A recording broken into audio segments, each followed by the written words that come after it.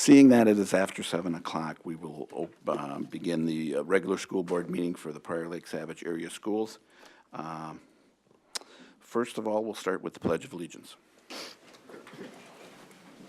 I pledge allegiance to the flag of the United States of America and to the republic for which it stands, one nation, under God, indivisible, with liberty and justice for all.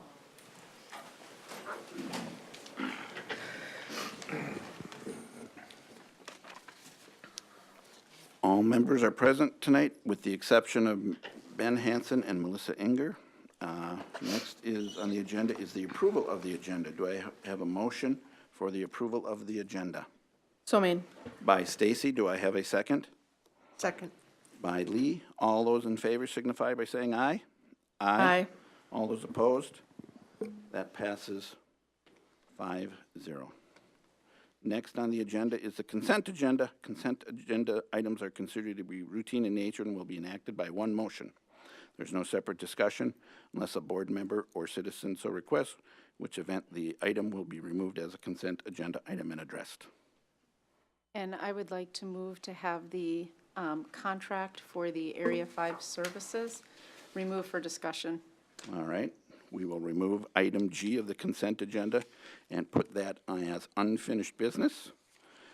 So the consent agenda tonight includes check wire transfer disbursement summary, the wire transfer EFT ACH banking activity, the building bond investment reports, the bank reconciliation statement, the approval of the school board minutes from the board meeting on May 7th and the board study session on May 21st, the resignations, terminations, and non-renewals as listed, and the audit agreement with the Clifton Larson Allen LLP. All those in favor of the consent agenda signify by saying aye. Aye. All those opposed? That passes 5-0. Next on the agenda this evening is the resolution for the acceptance of gifts. Tonight we have gifts from the Wells Fargo Community Sport Campaign and from the Franklin Charitable Giving Program. This is a resolution for the acceptance of these gifts. So, I have to make a motion first. Yep. Do I have a motion for the acceptance of the gifts? So made. By Stacy, do I have a second? Second. By Mary. Any discussion or questions or comments? Seeing none? Aye, sorry. Aye. Aye. I'm not used to being first. That passes 5-0. Next on the agenda is the Laker Pride. Dr. Stallo.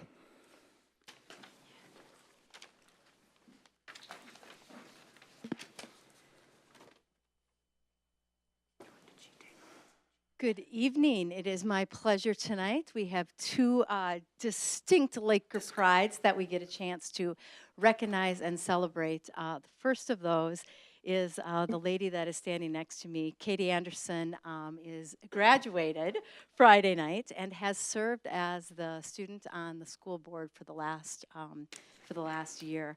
I want to just say a few words about Katie. You know, one of the things that I miss most about being a teacher is the relationships that you have a chance to build with amazing students. As I said the other night, I think oftentimes as adults, we're supposed to be the ones who inspire and teach our students, but every adult in here knows that it's the students who constantly inspire and teach us. And Katie is definitely the top of that list for me. Throughout the year, not only did she do a fantastic job on this as the representative voice of students on the school board, her reports were always lively, full of information, and a celebration of the great things happening at the high school. Katie did more than that, however. The service that she gave to Prior Lake Savage Area Schools, and particularly Prior Lake High School over the last year as a senior, is outstanding. As a super fan, she was pretty much a super fan of everything. And what I loved about the way Katie was a super fan, it was athletics, but it was a whole lot more. Katie celebrated everything, whether it was the robotics team or music or Knowledge Bowl or whatever it was. She gave equal opportunities for celebration of all of her classmates. and teams, and that was recognized and noticed by others. The other thing is, as the president of Student Council, Katie helped organize some amazing events, serving both our community but the broader community as well. I got a chance to attend one of the meetings that Katie ran, and lively at 7:30, let's call it 7:30 in the morning. Room was packed. She did a great job starting out with what do we all need to know, and then as every great leader does, she delegated then folks into their committee work, and they did things after that. I asked Katie kind of last minute when we had the Partner in Education celebration, hey, could you find kids to help serve? Oh, open up the whole event with some comments. And then, by the way, as a sixth-year Spanish student, will you also do some of the presentation? Yes to all of it, constant smile on her face. Katie is one of the most joyful and optimistic students that I've ever had the pleasure of working with. And I'm not sure how many of you know this, but she had a pretty serious health event in December, and her concern was so much less about her and more about, hey, I might miss a meeting. It's all right. The optimism, the calm that she had during that, the peace, the maturity, really, again, was an amazing lesson for me.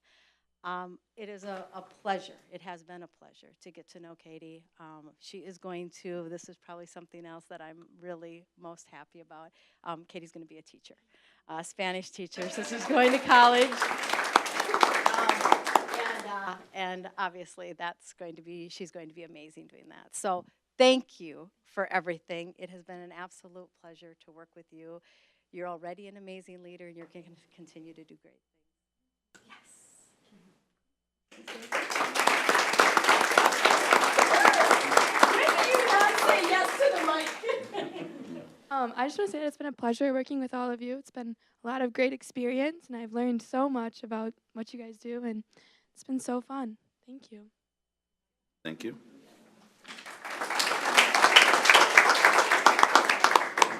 Her lovely parting gift. I do want to recognize Katie's parents are also here tonight, so I want to recognize and thank you.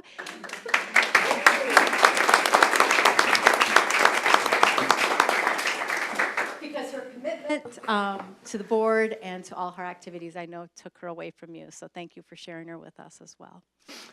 Our second Laker Pride, it looks like we have a team of folks here this evening. As an East STEM district, we are going to do some learning and sharing around some of the work of our junior naturalist. So I believe our district naturalist, Sumon, is going to come up, and Anna Duki, who are the co-coordinators of our junior naturalist program. And it looks like you've got some students and some more staff. Absolutely. So excellent. I'm going to hand it over to you, Sue. Is that okay? Sure, that would be great. And I'm just going to quick call up some photos because, of course, being the first Monday after school has been let out. You're going to do the budget update, Sue. Wow. That's a rock. Look at me. I'm just so good. I know all about it. Let's see who's going to know. I got it. Here we go. Yep, we got it. We figure it out. But anyways, Julie, do this one. Then,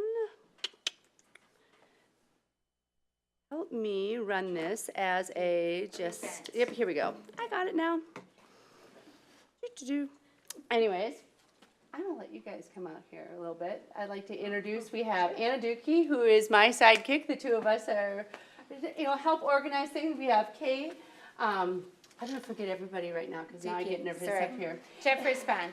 Jeffers Pond, and we have some Jeffers Pond junior naturalists. And Laura Kuchenmeister, who is our Earthling advisor at Hidden Oaks, but also we work together. And Lily, remind me your last name? Dodge, and she is also junior naturalist. Maybe come on up here. And we just put together a brief slideshow just so that you know we're 170 members strong, and we have 17 of these wonderful advisors, teacher advisors, supporting us by community education. just countless hours of enjoyment with everybody, and we had the opportunity to be at McCall Pond this spring and had a wonderful celebration where we could canoe and we fished and we geocached and everything else. But I'd love to have the members that are here maybe share a little bit about what they've done over the years. Start with you two. Yeah. Sam? Okay. Can they come up to the mic, or do you want the hand? Center, let's go to So they can, that way the camera can see them. Microphones. We'll Yeah, have some presentation. yeah, show them the cameras. There you go, perfect. I was part of the energy group. I was part of the energy group, and something that we did was blackout day to save energy.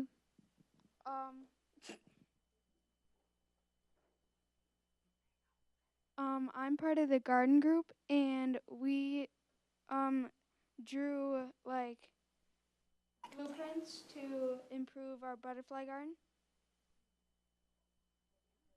And these guys are selling themselves short. We had the whole school not use their lights for a day. It was awesome. And the garden group worked with our first grade class who was doing the pollination garden. And they researched for weeks and weeks and weeks. And the first graders picked the winning plan. So that was pretty exciting. So our last school meeting, they found out who won.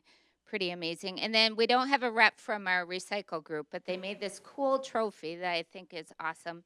But they did contests through the different grade levels to see who could reduce the most trash.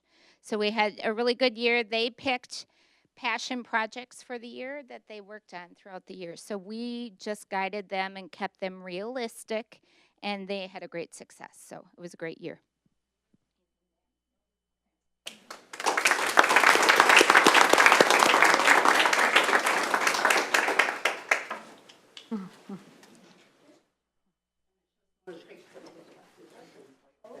Okay, well, my name is Lily Dodge. Right now I'm an Earthling, but next year I'll be joining Eco Team at the high school. I go to Twin Oaks, and yeah, so some of the things I really enjoyed this year about Earthlings were getting to do little walks around the back of Hidden, and I also really liked doing team building activities. I remember in 7th grade we got to build snowmen outside, and that was so cool. We had a snowball fight and everything. I loved ESTEM Day this year. That was pretty cool because I think in 8th grade especially, we did this 1.5-mile walk around the campus of Twin Oaks, and we did a couple laps around the field, and it was long and exhausting, and we had a whole gallon jug of water, and if we spilled it, we had to get a new one. And we all complained about it, and we all bonded over the complaining. And I think that just us working together is what makes ESTEM and Earthlings such a strong group, because there's not that many in the middle schools, but the group that is there really enjoys it because of that. Thank you, Lily.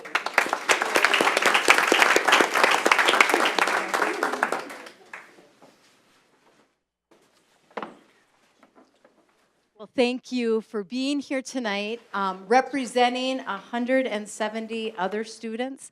And thanks for everything that you do and how you help us as an entire district really take seriously our ESTEM focus. And I'm confident that when all of you get to be Katie's age and go off to college and start your own lives, that you're going to maintain those lessons and really help to continue to make our world a better place. So thank you very much. Thank you for supporting them. Thank you, Dr. Schultz.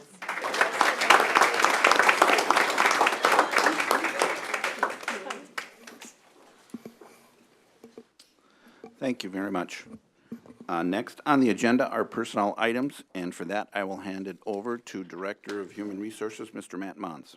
All right, thank you very much. And first up, I would like to recommend the following candidates for employment, and am seeking board approval. Do I have a motion for the acceptance for the candidates for employment? So moved. By Todd, do I have a second? Second. By Lee. Is there any questions or comments? Seeing none, all those in favor signify by saying aye. Aye. All those opposed?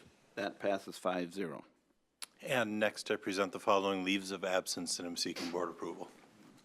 Do I have a motion for the acceptance and approval of the leaves of absence? So made. By Stacy. Do I have a second? Second. By Mary. Are there any questions or comments?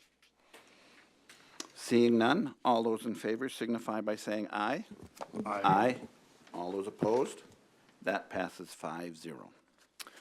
And next, it is my pleasure to recommend that the school board approve a new 2018-2020 collective bargaining agreement with the PLSSF. And on that note, I would just like to thank all of the members of the bargaining team for our Secretaries Federation. And I would like to especially thank Jane Jolitz and Don Ryan for their work in continuing to create a really positive and proactive approach to bargaining. So thank you very much, and I present the agreement.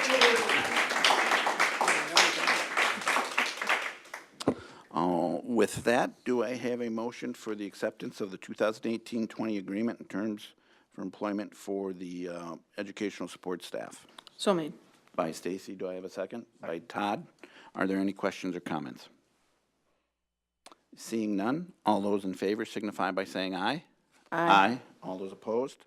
That passes 5-0. All right, and next up, we have two staffing requests. The first is a licensed staffing request, and both of these, both on the license side and the educational support side, are not exactly enormous this evening, but still important for our programming for 18-19 coming up here. So first off, we've got a .2 addition with our in our ECFE programming that will allow us to maintain the programming that we have and the staffing ratios throughout our ECFE programming for the 18-19 school year. And so with that, I present the licensed staffing proposal. Do I have a motion for the acceptance of the additional staffing for the 2018-19 licensed staff? So moved. By Lee, do I have a second? Second. By Mary, are there any questions or comments? Seeing none, all those in favor signify by saying aye. Aye. Aye. All those opposed? That passes 5-0. And next up, we do have a staffing request on the educational support staff side, and this is for 110 hours of additional ECFE assistant support at Edgewood.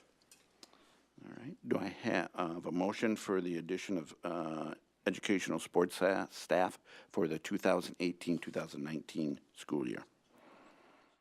By Todd, is there a second? Second. By Stacy, are there any questions or comments? Seeing none, all those in favor signify by saying aye. Aye. All those opposed?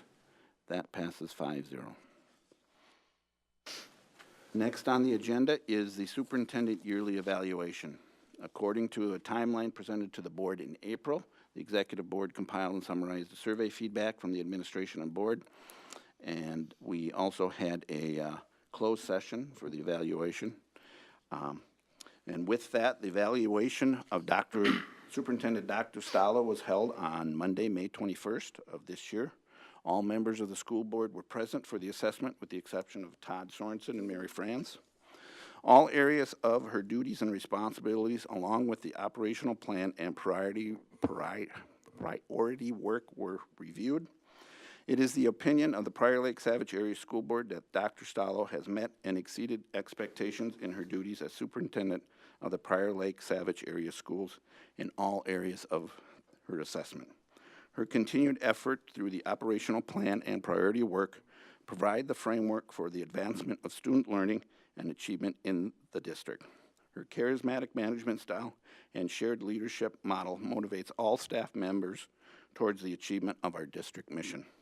Her communication skills and positive community outreach has sustained the excellent reputation of this district as demonstrated in multiple surveys and was a major reason for the successful ballot initiatives this past November.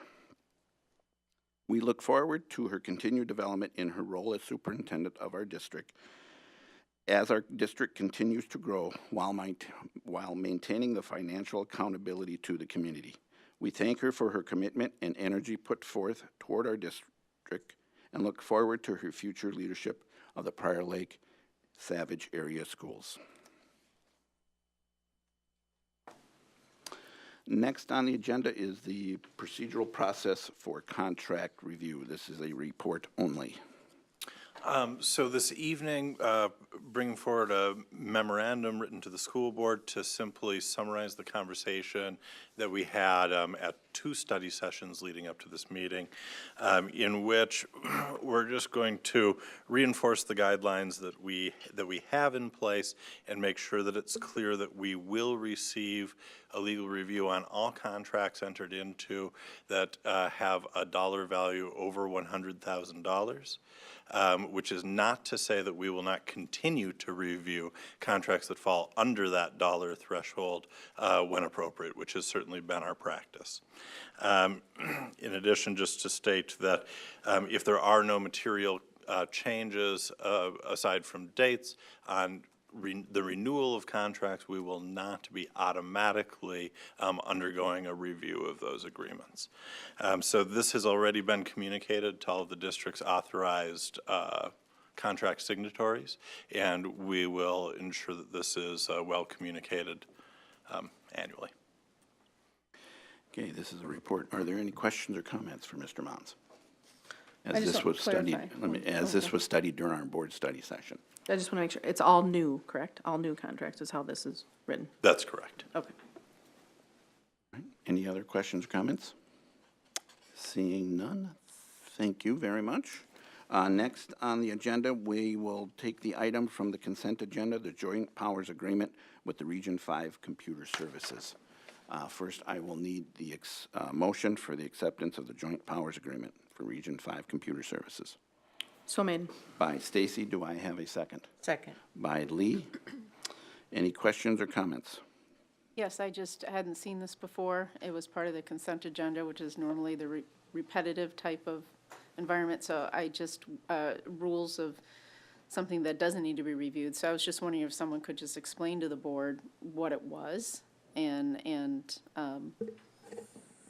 what is Region 5 and This is something that comes back similar to MSBA or AMSD. It's something that the board has every year with Region 5. They are, we use them as a reference for all of our, mainly our MARS data, but also any kind of finance or payroll kind of questions. They are a resource for the district to help us. And it's also for MARS submitting our MARS data. it says it's for computer services support, so how does that? They also offer a software program that we don't utilize, but we do utilize their resources for answering questions or if there's issues with coding or any of those kinds of things. Okay. I didn't see this in last year's consent agenda. I looked about this time, but I didn't look through every single consent agenda, so. We bring it every year. Okay. Well, thank you very much for that clarification. All right. Are there any other questions or comments? Seeing none, all those in favor signify by saying aye. Aye. All those opposed? That passes 5-0. We move on to new business. Next on the agenda, ECSE Family Guided Routines-Based Intervention Model and Pyramid Model.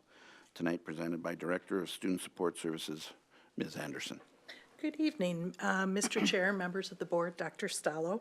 I'm here this evening requesting approval to enter into a State of Minnesota Joint Powers Agreement to begin implementing what's called Family Guided Routines-Based Intervention Model with our Birth to 2 at students, our youngest learners in the district, and the Pyramid Model for our Birth to 5 at the Early Childhood Center. The Pyramid Model is very similar to what we have in the district, K through 12 PBIS, we know it as.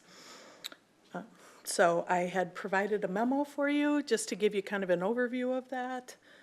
If you have any questions, it's a great opportunity for us as a district to get some funding for the district to provide staff development and some research-based intervention programs moving forward.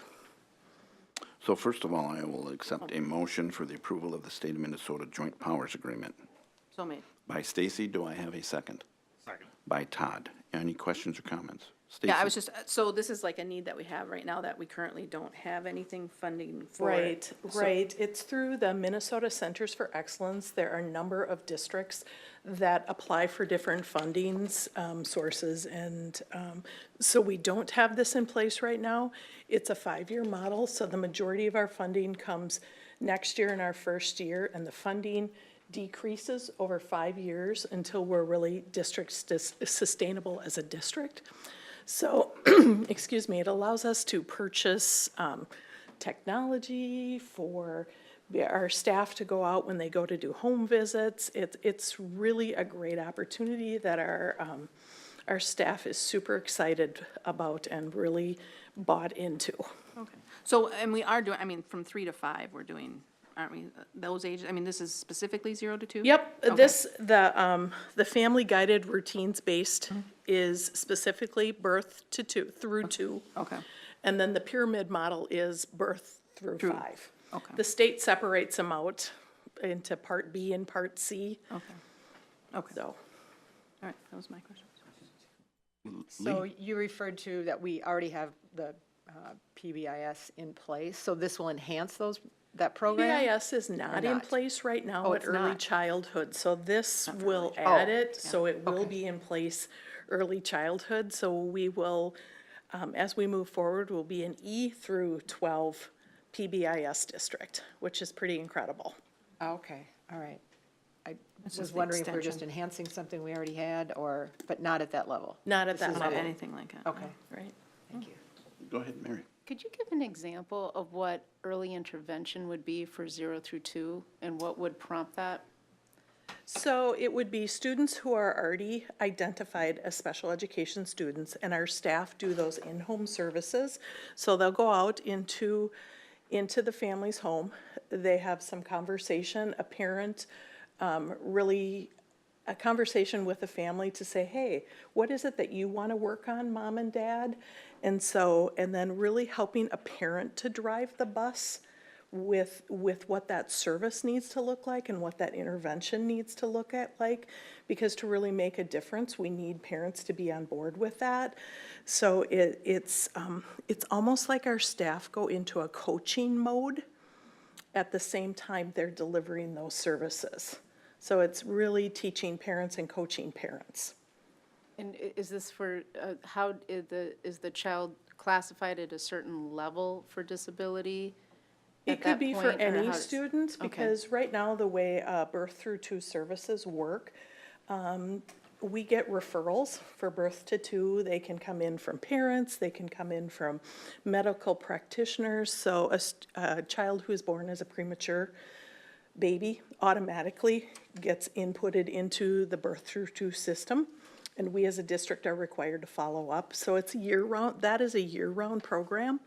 And so we're constantly following up on that, and the state has some systems put in place too, where local pediatricians and doctors, as well as parents, can share what their concerns are, and then we as a district follow up. It's part of our child find obligation to intervene early, because all the research would say that if you intervene early, that's where it's going to make the difference. Any other questions? Seeing none, all those in favor of the motion signify by saying aye. Aye. All those opposed? That passes 5-0. Thank you. Thank you. Next on the agenda is Facilities Planning and Construction, presented tonight by Assistant Superintendent Mr. Holmberg. All right, good evening, Chair Wolf, members of the board, and Dr. Stallo. Tonight's presentation is not floor plans. It's not, not asking for you to take any action. I want to do a quick recap of what we've been doing over the past several months, and then also spend some time doing a forecasting of what we have in store for June, July, and August. As you know, there's a lot of work happening with our design team work groups, and so that's very much a fluid process. And also, I wanted to give a sense to you as a board and also to the general viewing public of really what they can anticipate and what we plan to have happen here as we go through the summer to really finish out the design work of our referendum. And so there's two parts here. We'll do a quick overview of the participatory process. That should look very familiar to you. I did present that to the board back in January, and then we'll spend some time talking about what we have in store here for the summer, and then also foreshadow some work regarding the new elementary school. So back in January, I shared this as part of the stakeholder engagement process. And as a board, as we move forward out of the referendum, it was the charge given that we have stakeholder involvement as we look at new designs, as we start talking about additions and new facilities for our students, and to come forward with a process that's inclusive. And so all of the projects that have come before you have had design teams. And at the time, I had shared, every project, all of the different additions would have design teams and people giving input throughout the course of that process. And so we have every design team, depending on the level, certainly will have parents, students, some community reps, staff, admin, and students, as I mentioned, and as they go through and work with our partners and through the district, we're gathering input, we're gathering feedback and perspective around the facilities that we want to bring forward for our students. From there, it goes to our administrative design team for further refinement. If there are any questions that come from the design team, we work with our partners to be able to answer those questions or go back with new schematics or really test some of the ideas that come through the design process. From there, we also keep our finance, facilities, and long-range planning committee up to speed with the work of all of the design teams. And then ultimately from there, we bring it to the board for either an update and then subsequently approval of those designs. And so one of the things I can share with you is that this is really a dynamic process. It's certainly not as clean as what the schematic would say up here. The amount of meetings around engaging stakeholders has been never ending, but also very much in a good way. Many of the user groups, we've added meetings in order to get more input or in order to follow up on questions that they as users have asked. Some of those questions that they've come forward with really take some time to look into. They've all been very thoughtful, and they've all been very focused on the student experience. And so I want to, number one, share with you as a board that this process that you have charged us moving forward with is intending to do exactly what I believe you hoped, which was to get people involved and get people engaged in creating these facilities. We've been able to follow up on questions, looking at different timing and different concepts regarding the projects. We've also been able to take ideas and make ideas better. That's from concept to design and making that design really the life of what we're bringing forward for you as a board to look at. We've also used the opportunity with some of the ideas and preliminary designs to get feedback based on the market and also from quotes and from vendors regarding timing and projects. And so this is very much a fluid process as we go through this in order from the design to really bringing forward to you ultimately a recommendation for facilities and ultimately seeking board approval. So I wanted to give a brief overview on that. Are there any questions? Because then I'll just kind of dive into really what we're forecasting here for the next 3 months. Are there any questions? Seeing none. Okay. The only thing that that I would like you to add, because I think it was pretty astounding to me, was I know you sent out a round of thank yous recently to people who so far have been involved in the process. And could you share the number of thank yous that went out? So earlier this year, when Dr. Stallo and I were talking about, obviously getting people to participate, but we also wanted to ensure that we're also recognizing people for their time. And so recently we sent out a first batch of thank you letters to design team participants, community members, staff, administrators, parents, some students. We sent out, I think the first time, 175 thank you letters. And so when we think of the work of Red Tail Ridge, Jeffers Pond, Glendale, Five Hawks,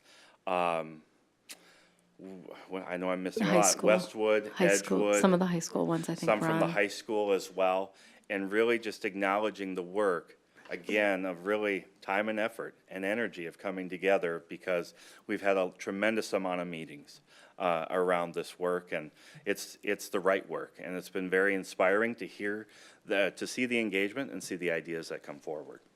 So, any other questions or comments?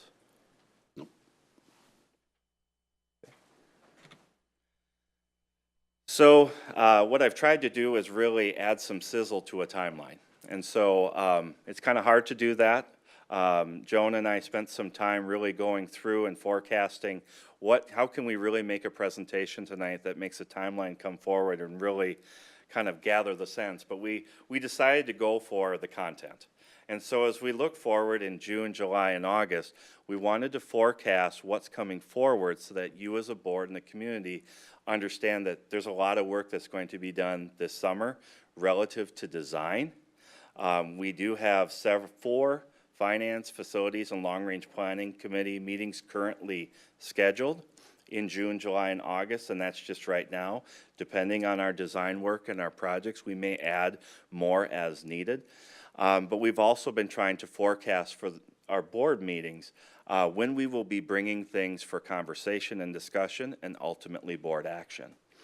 And so as we look to the second half of June here, we're going to be having discussion around Bridges ALC and the high school. And so you've seen that 2D design. We're going to be bringing other designs to kind of round out the 3D look of that. We'll also be spending some time at June 20th as well as the June 25th board meeting going over those design plans. As kind of a testament to how dynamic this process is, we are looking to bring a portion of the Prior Lake High School design, those additions, to come forward as like a early look regarding the foundation, pouring the concrete and cement to get the pad ready. What we're finding from the market is that we may find some cost savings and efficiencies by moving forward with that portion of the project now, which is outside and not going to impact our school day or school work, the classroom experience, but in order to get ahead of that. So we will be having that conversation on June 25th as well. We will be going out to bid here at the end of the month or early July to advertise for Red Tail Ridge and Jeffers Pond. It is the same project, but with relaxed timelines. And I believe we've had that conversation here at the board around being able to, again, relaxing those timelines and getting better bid coverage. So the one thing I also want to point out here too, and this is something that was recently became available to us, is we will be talking on June 25th about an opportunity to look at classroom space at our current MnCAPS location. And so we are seeing increased student numbers. We're also seeing some interest from another school district in partnering with us in the short and long term. And we also have an opportunity to expand and at least consider the expansion of space for MnCAPS. So we'll be talking about that on the 25th. As we look to July, our focus is going to be on the high school, the ALC designs and floor plans. Again, pending discussion on June 25th. We will seek action on the MnCAPS classroom expansion or a renting of additional space. We will have a very close update on the purchase agreement for discussions with PLA. We have had some communications here in the last couple of weeks, and we are going to be moving, I anticipate, quite rapidly here. I would anticipate my hope is by June 25th, this timeline will be updated so that I will have a better sense of when I'll be able to present the purchase agreement for the board to look at and review, and then to come back at a subsequent meeting with any other conversations, discussions before seeking and taking action on that purchase agreement. And then that's also what my last comment is there too. We are anticipating some topics at the July 23rd work session. So, every meeting we have, we're setting aside some time for facilities construction update. So we're anticipating that as well. We will have that Finance, Facilities, Long-Range Planning Committee. That will be a very busy group at that time. We're going to be bringing a lot of information forward regarding designs and regarding the work that our teams are doing. As we look at August, again, middle school, high school, it really is on the docket here. And I think I missed something here, or at least I'm foreshadowing here, is that we will have an update on our elementary design team. That committee will start meeting yet this month in June. And so couple finance, facilities, long-range planning. And then September, looking at the high school and rounding out the designs on our Gantt chart for floor plans for that final component there. And again, we'll have more updates on the elementary design process. Looking at the new elementary, we start our stakeholder design process June 2018, and we're anticipating completion of that design process by September 2018. If you look at our updated Gantt chart, we indicate a January 14th board requested approval of the timeline. Based on what we're forecasting and the work of that group, should that group move more rapidly or really stay on par with the completion by September 2018, we will move that timeline up so that the board can take action on the new elementary floor plan by November or December. I don't anticipate why we would have to wait for several months upon completion of the design team before we would take it to the board for review and subsequent action. So again, I think the main thing here is as we look at this is a dynamic process. Every design team we've added more meetings. We've had a very good, robust process. I anticipate that that's going to continue to happen as we go through this process. And, as we have our board meetings and we have our finance, facilities, long-range planning committees, we'll have a lot to talk about and a lot of things to cover. So I ask that I put this out there because it's all under the auspices of projection and forecasting. This may change. Most likely it will change. But we'll be sure to as we go through this process, that we'll continue to come back and just kind of keep everybody up to speed on the work that we're doing and the work that our design teams are doing. So at the end of the day, we want to make sure that you as a board have all the information you need going through this process and feeling very confident and comfortable in the action that you're taking. And we continue to engage stakeholders through the process. So with that, that's what I have for you this evening. Are there any questions or comments? Go ahead, Stacy. I really appreciate the timeline. I know it wasn't all snazzy and everything, but I think it's easy to read and, it's good information, and to kind of keep us on track and to see where everything's at. So I really appreciate it. I would say the same thing. It's just fine. Gives us direction, keeps it reminding us where we're at, so it's great. Mary. Have we submitted the bids yet for the LTFM updates on Red Tail? I think it's Red Tail Ridge, or no, I'm sorry, Glendale and Five Hawks. Have those gone out? So yes, I know so we for talked about Glendale it. and Five Hawks, those bids have come in. We have accepted those under LTFM, and Okay. work is commencing. Okay, so Starts aren't today. we approved something else? Isn't there something else that we're supposed to be looking at for new bids that are going out? I think you mentioned last time. Those are the Red Tail Ridge only and the Right, Jeffers so- Pond additions? I'm just trying to keep it straight. Yeah, so absolutely. So as we come forward, the one thing I'm not seeking board action tonight, but as a board, you did approve the plan for Red Tail Ridge and Jeffers. Since there are no changes to it, we're just re-advertising. Okay, And so that will be coming forward either late June or early July, and I just wanted to provide that update. Those have been released out for bid, though, and we're No, waiting for they've feedback? not They been have released. not? They have Okay. not, no. Okay. The second time around has not. That'll be Okay. late June, early July. Okay, and do we have an update on the purchase agreement for the land? Yeah. We do. Things are moving, things are moving well. We have a very good dialogue, open lines of communication. We're very close. The original constructs of the agreement are intact as far as the price per acre. you know, all the main things that are important to the district as well as important to PLA. Right now, we're really on that home stretch of finalizing, restoring the mine to a commercial setting where the site is prepared for commercial building, and then the timelines of when the mine is filled back up. We can evaluate it for frost and thaw, closing dates, payment, things like that. So we're just finalizing all of the details to bring forward before we bring that forward to the board. Okay. Yep. That's a great question. I know that other board members have brought that up. It's an important piece, and I anticipate we'll have, on June 25th, I anticipate that I will have a formal update, at least from a timeline standpoint of when I plan to bring it to the board and finance facilities for review and discussion. Okay, if I ask one additional question? Yeah, go. You mentioned MinCaps. Now, I know we have the agreement now with Farmington. No, we do not have it. Don't have no. that. So is that what you were referring to with MinCaps with another Yes. school? Okay, so that still hasn't been finalized? Not yet.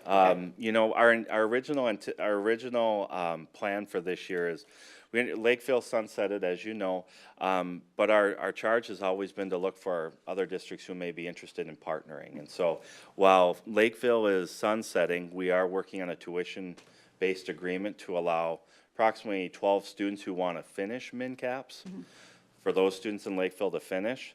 But in the interim, we've had interest expressed by Farmington, and I know, Dr. Stallo, you've been heavily engaged in talking with the Farmington superintendent about, you know, where are some opportunities, and that was certainly one, and they're very interested in partnering. And so from a short term, for this next year, very similar to Lakeville, we've extended a tuition-based agreement plan to Farmington, and I believe right now we're at approximately 25 students from Farmington who are interested in participating in MinCaps next year.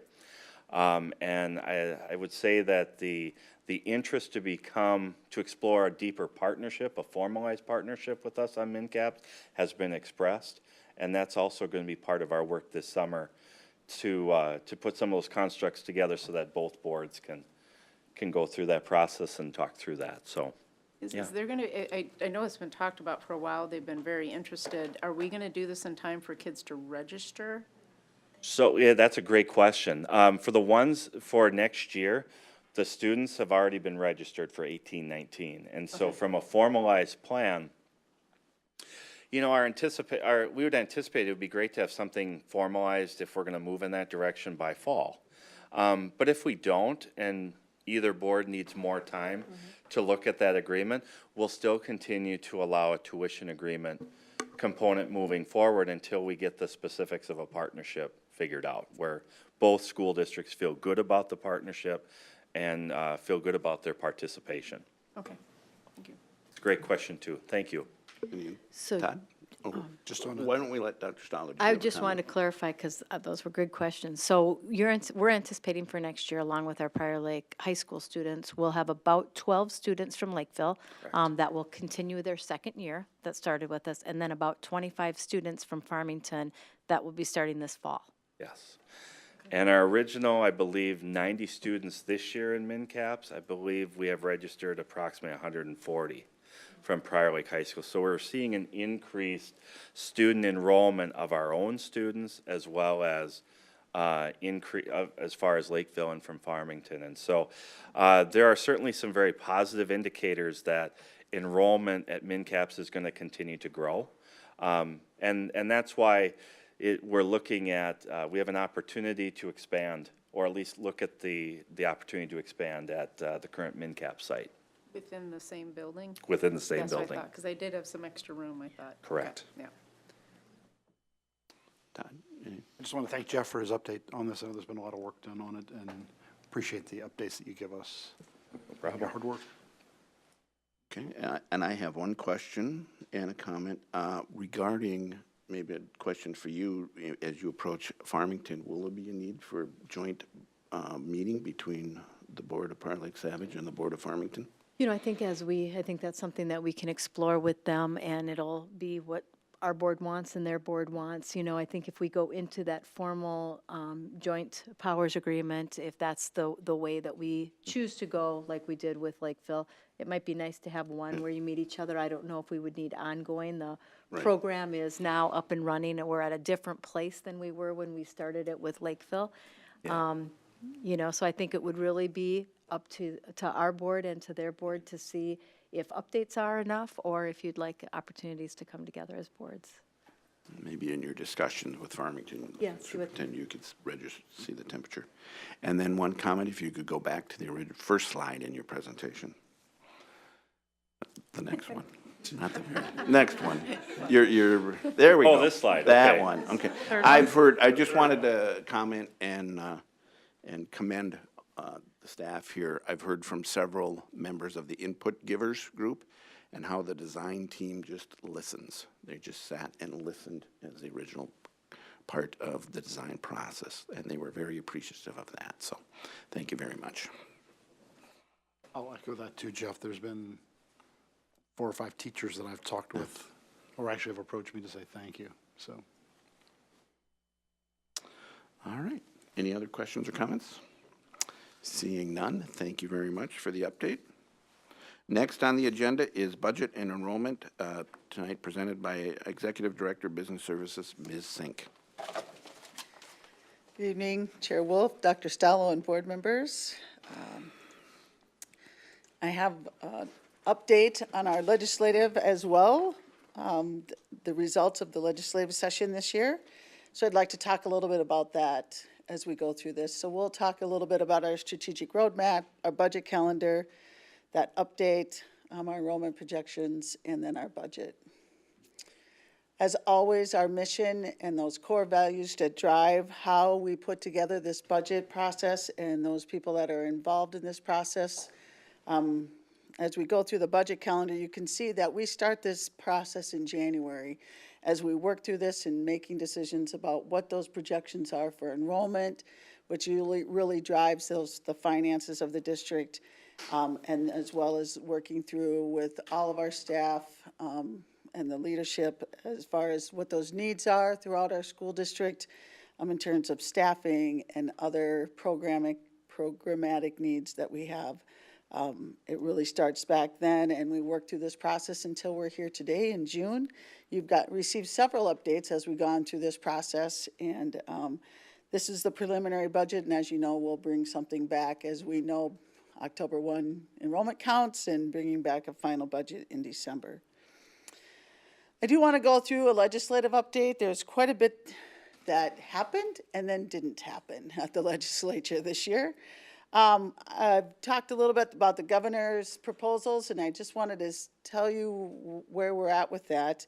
And I do have one mistake on here. I see on this, the governor came through, I'll just start at the top with the emergency school aid. He brought that forward the beginning of May, and as a 2% increase on the formula. That was not funded. It wasn't adopted by the legislature, and so of course it didn't get on the omnibus bill.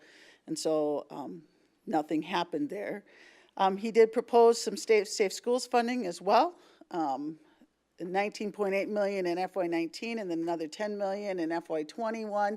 That also didn't get on the omnibus bill. A vision got on there. The legislature brought forward $18 per pupil unit in year 1 and then another $5.50 in year 2. Not another, it got reduced down to $5.50 in year 2, so for some additional safe schools funding. A lot of that safe schools funding, even with the governor, was, as you know, safe schools funding is a levy. And so the governor had some money that he was putting out there, and he said he would do some equalization at 60%, and so we'd get some state aid. And the legislature said they'd do some equalization on our adjusted net tax capacity based on 68.5%. And of course, so the governor's proposal wasn't approved by the legislature, and the governor vetoed the legislative conference committee from the omnibus, so that did not get funded as well. So we did not receive any additional safe schools funding for our school district. The governor, which we talked about quite a bit, had proposal out there for special ed aid to address cross-subsidy. As you know, our district, it's about $6 million in cross-subsidy dollars for our district alone, that we have our spending general fund dollars for special education, that we don't get reimbursed for. And so the governor had some money out there, which would have addressed about $220,000, not a lot for our district, but it was something. And that also was not funded by the legislature, and it wasn't in the omnibus bill.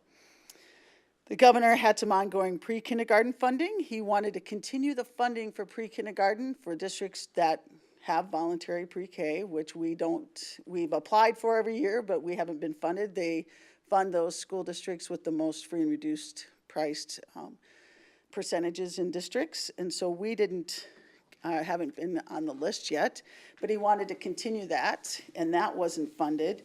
The legislature, however, the governor has about 7,100 seats for pre-K, and the legislature wanted to actually reduce it to 3,100 seats.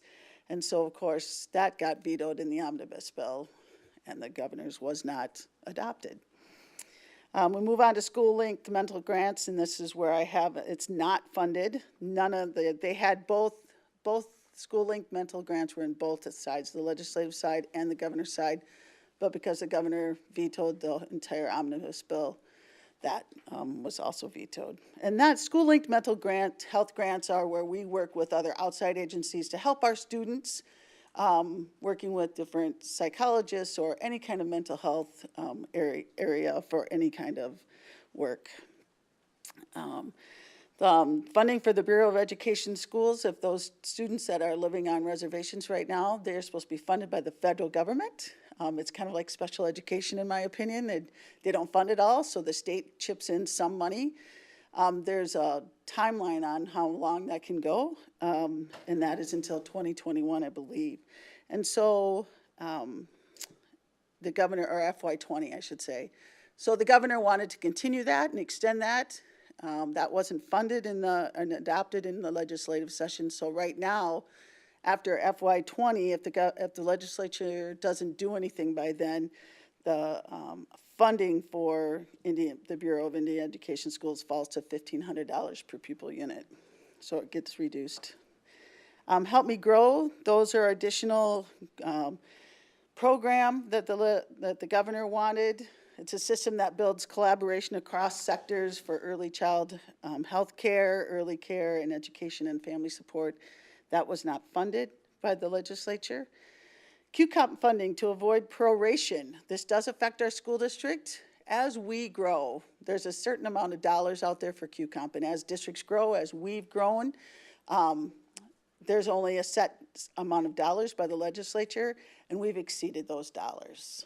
And so when you take the calculation into account, we exceed the number of dollars that has been designated by the legislature, and so we're what we call prorated. We only receive about 98% of the funds.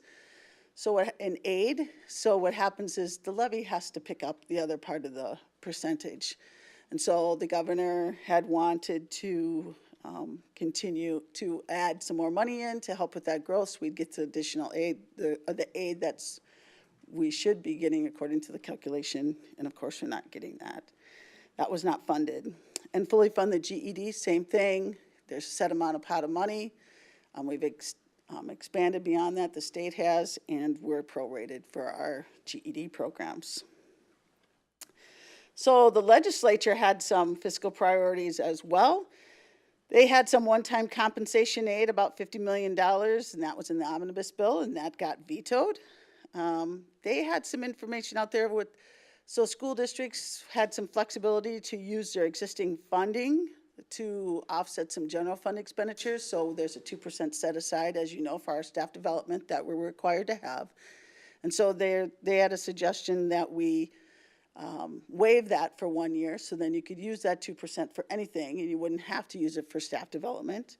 And the other piece of that legislation was community education. If they had a fund balance, you could do a one-time transfer of the community ed's fund balance into the general fund's undesignated fund balance to help offset any deficit spending in the general fund. So those were two options that didn't really cost any money, but that the legislature had out there in the omnibus bill, and those were vetoed. You can see the Safe Schools revenue, which I talked about a little bit earlier, and the School Link Mental Grants. One-time school safety grants. Now, this was funded, and the reason it was funded because it was in the bonding bill. It was not in the omnibus bill, it was in the bonding bill, and so there's some one-time safe schools grants, but it has some caps on it, and I have some information on this. It's $25 million from the state general fund awarded by MDE on a first-come, first-served basis. I did talk to Tom Melcher today, in fact, and he said that should be out sometime in the next 45 days. And so we'll be watching very closely to try and get in on some of those funds. The grants can be used to pre-design, design, construct, furnish, and equip school facilities, and it's limited to $500,000 for each qualifying school building, not school district, by school building. And at least half of those grants must be awarded to the school district with administrative headquarters located outside the 11-county metro area. So only half of the $25 million is in an 11-county metro area, and the other half has to be outstate. And so I think if we want any of those funds, we have to, and according to Tom Melcher, we have to have our information in perfectly on day one.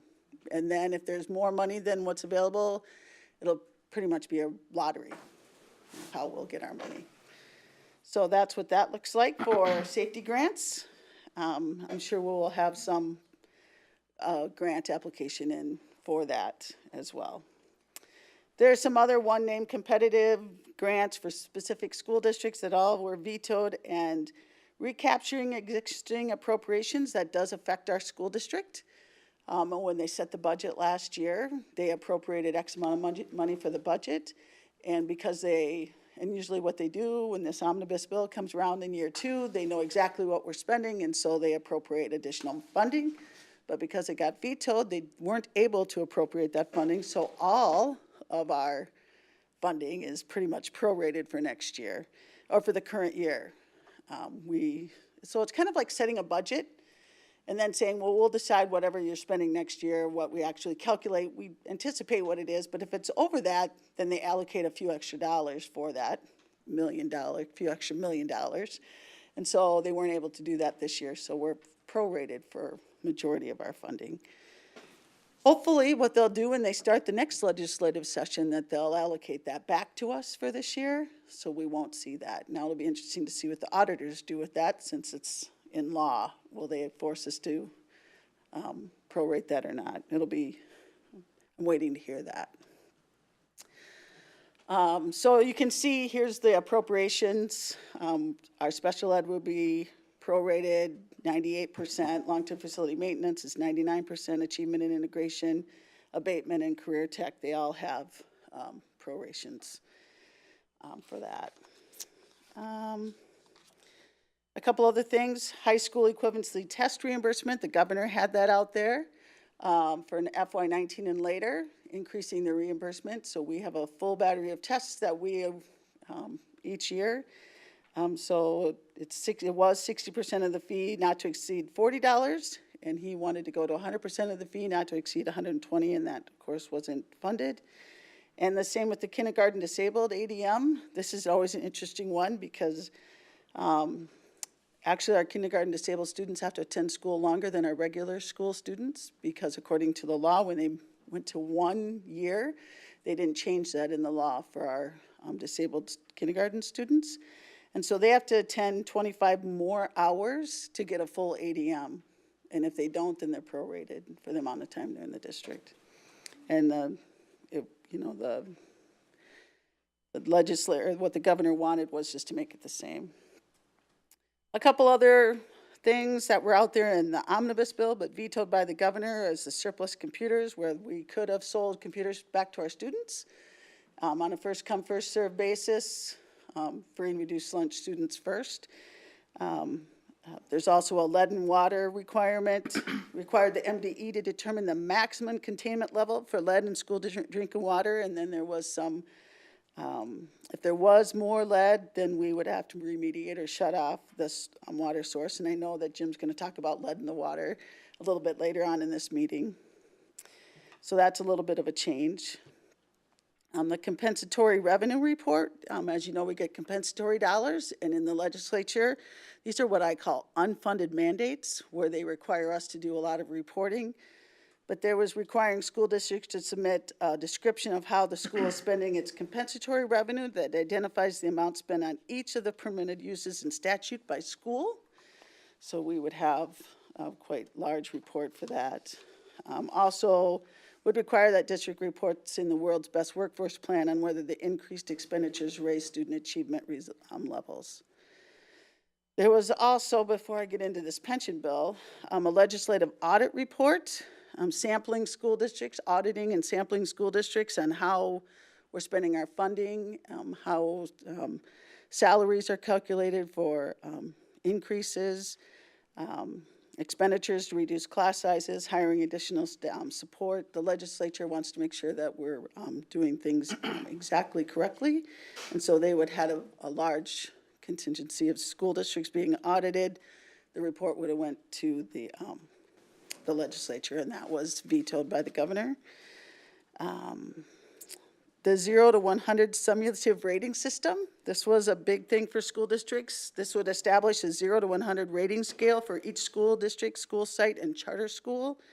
The rating must be based on the accountability indicators used in the state plan to identify schools for support and improvement under Every Student Succeeds Act.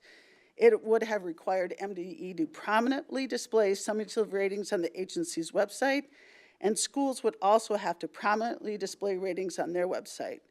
And that would have to be in place by February of 2020. Districts would have been required to provide a course for credit, for civics credit in 11th or 12th grade, beginning with the 9th grade class of 2020. And we would have to report the number of students who passed the test, and that would be also on our school report card. There was a lot of other, and I won't get into it so much, but there was a lot of other unfunded mandates where there's a lot of reporting, a lot of requirements by the district to follow certain protocols. And so those were all vetoed by the governor. And then when we get into the pension bill, this also was a good thing. It was a win-win. This did happen. TRA increases to make whole our pension for TRA. And so you can see those increases. It's mainly an employer increase, and that is offset by additional funding. However, the funding is not ever in the current year. It's always based on prior year's salaries. So as a growing district, we're always going to be we'll only fund about 98% of that increase each year.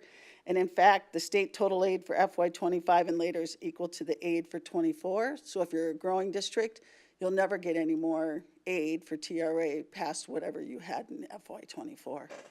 So they did a pretty good job. They just didn't do the whole job, in my opinion. They should have fully funded it. So that's what I have for legislative updates. Any questions on that? That was a lot of information, but I do think it was interesting. And I do think some of the times this is supposed to be a non-funding year, but they had so many unfunded mandates in that omnibus bill. It really would have been a big cost to our district to fund and complete some of those requirements that they had. Enrollment projections, as you know, we based our enrollment projections off of a demographic study, and we're looking at the next 5 years. This really is what begins our budget process for our finances for the district. And we're anticipating 245 additional students growth for FY18 and 19, and you can see the next 4 years following that. I do have a 5-year, and this really hasn't changed. Our 5-year assumptions for all of our years is a 2% increase in that base revenue, the $250 per pupil increase in the referendum revenue due to the passage of our operating referendum. Our enrollment increases as per that previous page. We are showing a 4.9% increase in special education. That is in the law that says we should receive a 4.9% increase in that funding. We should also see additional funding on top of that, but I know that will be prorated for some of that, so I did not include it. And then I'm showing the $350,000 decrease because of the revenue from Lakeville. I did talk about this quite a bit at the last board work session, and we, as you heard Jeff, we have a lot more students in that program, and this year that is split 50-50. And so we actually have the better piece of that. We're getting a little more funding from Lakeville than we would be paying out. And so that is actually helping our district a little bit this year. But we had it already in our agreement with Lakeville that we would go to per pupil funding for next year, so that was already in place for next year. So this really isn't a decrease, but I needed to take it somehow out of our revenue projections. So I needed to show it here. And then all of our other forms of funding from the federal and state remain the same, so all of our federal special ed, our title programs, all those things, that funding would remain the same. And we look at our revenue by source in detail, you can see that how much we get. Mainly it's state aid, 68%. The other biggest portion is our property taxes. And special ed, of course, is another big portion of that revenue. And then our expenditure assumptions, and this is where we really do work with all of our stakeholders in the district, talking through what those needs are by school and by department area to determine what those needs are for our district. And you can see we have the assistant director in here, 8.5 teaching positions, 4.0 special ed teaching positions, 1.0 secretarial staff at MinCaps, a 1.0 high school campus supervisor, 2 additional buses, 2% increase in our transportation costs. We anticipate our current wages and benefits. We either calculate what we actually know if we have a settled contract, or we take a 4-year historical average for all other ones that are not settled for next year, and that's how we determine what those current wages and benefits will be for the budget. We're showing a 5% increase in our utility costs, 3% in property and liability insurance. We work through that property and liability insurance every year and determining if we're seeing any increases or any changes in workers' comp or any of our property. Right now, we have a $10,000 deductible. A lot of school districts are moving to a $25,000 or even a $50,000 deductible, and that's something I'll be looking at, not for next year, but probably in the future, to see what kind of savings that may bring the district, and if that's something we want to move to. We are showing an increased lease for MinCaps, a 2% increase in supplies and materials. We have $50,000 out there for Stakeholder Innovation Pathway, $355,000 in one-time technology upgrades, and that's through what Marcus had brought forward at the last board meeting for new Wi-Fis and switches, and then $500,000 in long-term facility maintenance expenditures for Glendale and Five Hawks.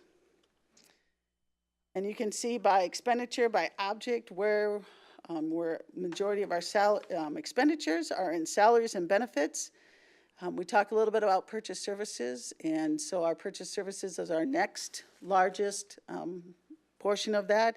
All our subs are paid out of there, all of our utilities are paid out of purchase services, and so that's our next largest piece of the pie. And then you can see we have small pieces for supplies and materials, capital expenditures, and a very small for other items. And then if we look forward to FY20, our expenditure assumptions, because we are looking at a 5-year system here, we're looking at 11, based on the additional students that we would have an 11.2 additional teaching staff, 4.0 additional licensed student support, 1.0 administrative position, 4.0 additional custodial maintenance for new building spaces, 3.0 other positions such as site supervisors, playground, 5% another 5% increase in the utility cost, plus increased utility costs based on square footage for the building additions at Westwood, Twin Oaks Middle School, Hidden Oaks High School, Jeffers Pond, Red Hill Ridge, and Bridges.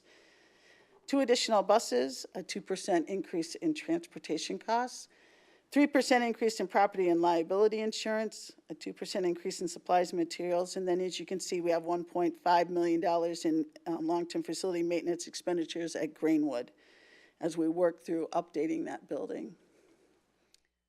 And as we go out to FY21, you can see many of those same items that we have in, based on enrollment for that year, what kind of gone through those same list of items. But we do at the very end, you can see we have a 1.2 million in long-term facility maintenance expenditures for Grainwood, and that would finish up that building for those, upgrading that building. And as we look out to the fourth and fifth year, do we kind of reduce this list because those are a little bit harder to update or know what's going to be happening out to 4 and 5 years from now, but we do have, based on enrollment, what those additional staffing requirements will be. So you can see as we get to this slide, I want to point out, and I know that it seems like we've deficit spend 1.9 million, and it's a lot of money, and it's a big thing, but that's not really the story here.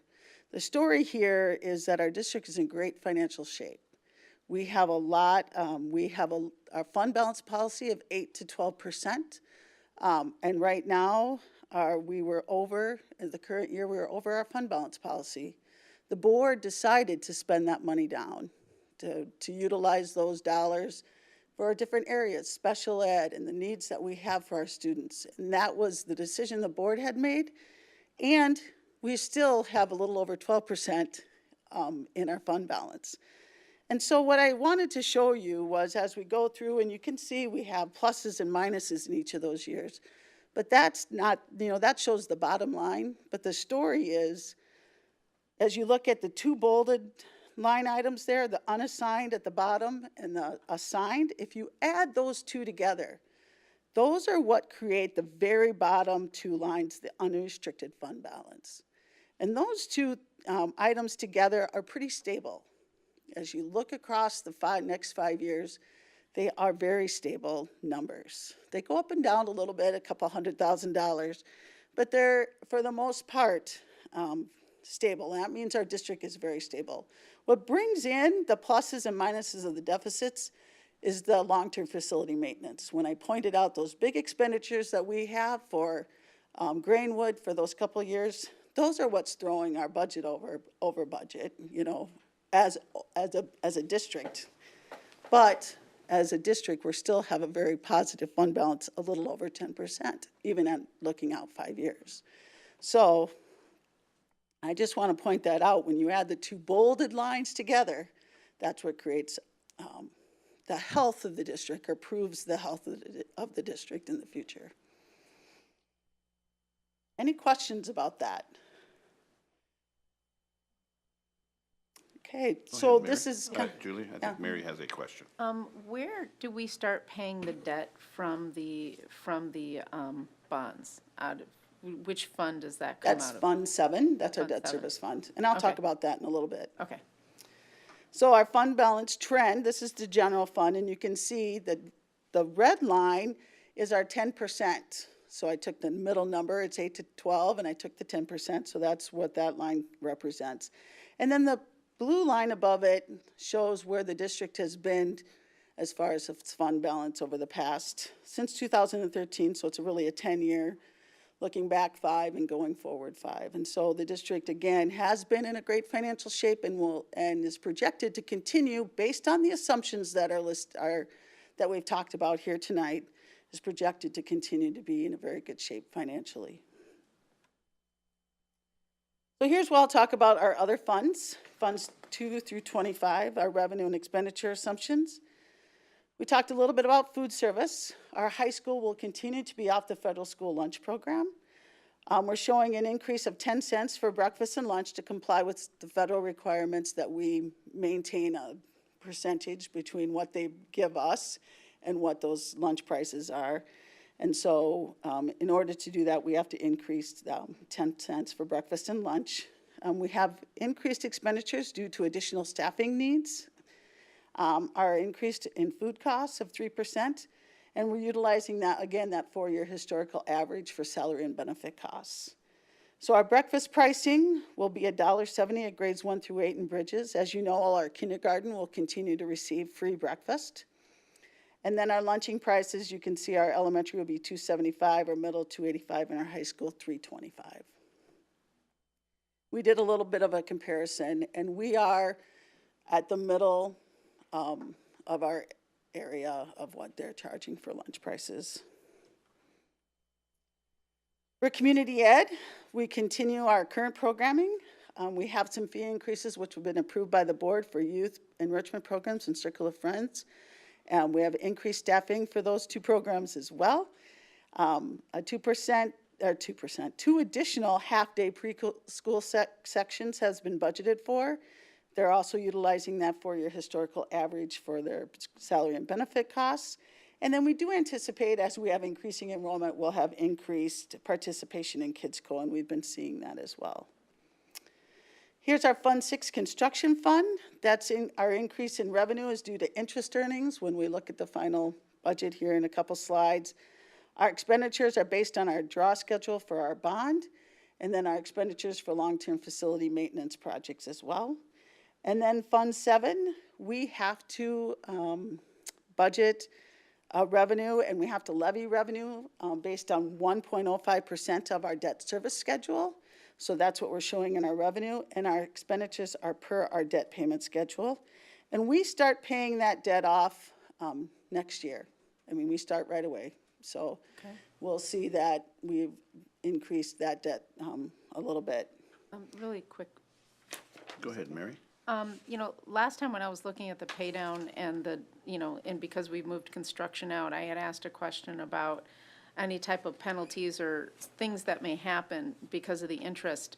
And, you know, I went back and looked through the Ellers, and I'm not sure when it comes into play, but we lose our tax exempt status if we don't have a certain pay down. We can only earn so much interest on that.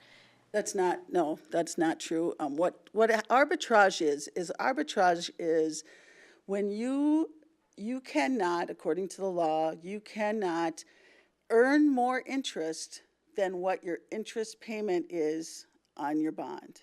So you can't earn more than that. So if your interest payment is $3 million, then you can't earn more than that in interest revenue over the life of that bond, over the life of that in the construction budget. So right now, we have two bonds that equal the 1.09 because one is the conventional bonds and one's the cabs. Right now, we're only we could earn, I believe, up to $4.5 million before we would reach arbitrage. At the point of which you reach arbitrage, then anything, once you meet that, anything over that, these are numbers of if it's $4.5 million, then you would have to pay, if you made $5 million, you'd have to pay the $500,000 to the IRS. But you could earn up to and including as much as you're receiving in interest revenue. And our pay down schedule was based upon that arbitrage? No. It was not. How did the payout schedule get calculated for that? Our draw schedule is The based draw on, the schedule, draw yes. schedule is based on when we think the buildings will be built. Okay. And when those payments will be made to the contractors and the designers. Okay. So that's what we're hoping, you know, but I don't anticipate unless we really start to earn a lot more revenue or interest goes up, that return, that I anticipate that we'll meet arbitrage at any point during the next 3 years. Okay. I wish we would, because then we certainly would maximize the amount of revenue that we would be able to receive in interest earnings. So on to Fund 20, that's our health and dental insurance premium accounts. We're increasing the revenue due to our 4% increase in our premiums. And then, of course, increased claims, anticipated claims for health and dental. Fund 25 changes on our revenue. It's our per our levy amount and our anticipated interest earnings, and you'll see that on the next page as well. So here's Funds 2 through 25. So you can see our total food service fund. We're anticipating a slight increase in our estimated fund balance. Community education, we're anticipating a slight decrease in that fund balance as well, if you look to the very far right. I tried to put in the light blue areas those fund balance and totals. For our building fund, you can see we'll start with a $109 million beginning balance. We'll have some estimated revenues, about $990,000. And then our expenditures per that draw schedule for both long-term facility maintenance and our bond. All the buildings will be about $40 million. So we'll also have some funds left there as well for the next 2 years. And then our total debt service, you can see it's about 15 million. It was about 13 million previously for our debt service fund. So it's almost up about $2 million there for those payments. And then our total internal service fund, again, this is our health and dental program. We're showing a slight increase there as well. And then our OPEB, you can see the additional revenue that we're getting, about $140,000 there, plus some anticipated revenue from interest earnings there as well. So overall, all of our funds are looking very good, and they're within their own fund balance policies. I would anticipate as we move through the next couple of years with building and adding on to our kitchens, that we may spend down some of these, the kitchen fund balance to help offset some increased expenditures for different machinery or equipment that they may possibly need. And then one other last thing I have is our revised 17-18 Fund 6 budget. I hadn't brought anything forward in December because we hadn't sold those bonds for an update. So I'm bringing it now to show the estimated revenues of $109,874,835 for the proceeds of those bonds. And there is some interest earnings in there as well. And then our estimated expenditures, so a final fund balance of $109,871,735. So I'd like the board to approve this budget first for the current year, and then the next year would follow that.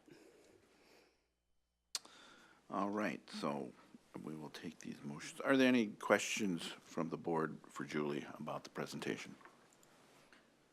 Everyone. Go ahead, Todd. Fund 2, the food service fund. States in there that we're required by the federal government to comply by adding 10 cents per lunch. If we're off the program for the high school. We don't have to at the Don't high have school to. necessarily, but you would for the other schools. And because the high school is off the program, it's really important for us to maintain. That's still $3.25 for lunch is a very reasonable deal. Okay. Questions? Seeing none, with that, I will take a motion to have the Fund 6 approval for the 2017-18 budget year. So made. By Stacy, do I have a second? Second. By Lee, are there any questions concerning this fund? Seeing none, all those in favor signify by saying aye. Aye. Aye. All those opposed? That passes 5-0. Next is the approval of the preliminary 2018-19 budget. Do I have a motion for the for that? So moved. By Stacy, by Lee, excuse me. Do I have a second?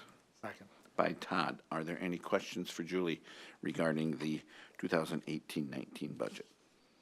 Nice job on that. I know the 1.9 million doesn't sell newspapers, so the loss sells newspapers, which is truly not a loss, and thanks for explaining that, and hopefully they'll pick that up.